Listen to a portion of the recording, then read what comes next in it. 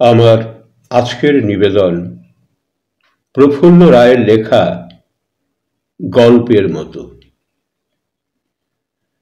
এটিকে ঠিক গল্প বলা যাবে কিনা তা নিয়ে আমার যথেষ্ট দ্বন্দ্ব আছে, তবে বানানো গল্পের চেয়ে অনেক বেশি রোমাঞ্চকর।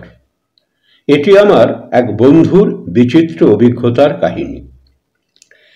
চাকরি থেকে আমরা কয়েকজন বন্ধু অবসর নিয়েছি 7-8 বছর আগে। শ্যামবাজারের একই পাড়ায় থাকি। আমাদের মেয়েদের বিয়ে হয়ে গেছে, ছেলেরা ছেলের বউরা চাকরি বাকরি করে, নাতি নাতনিরা কেউ কলেজে কেউ বিশ্ববিদ্যালয়ে পড়ছে।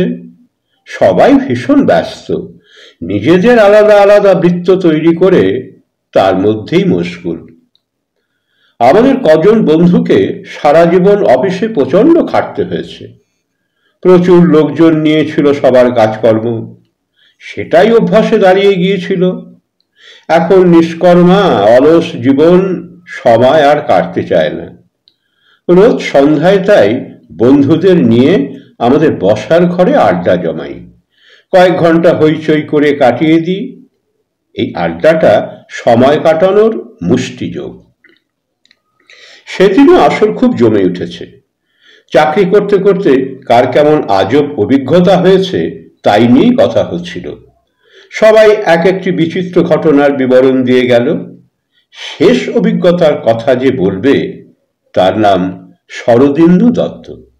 শরদিন্দু সেন্ট্রাল গভর্নমেন্টের একটা বিরাট ডিপার্টমেন্টে কাজ করত।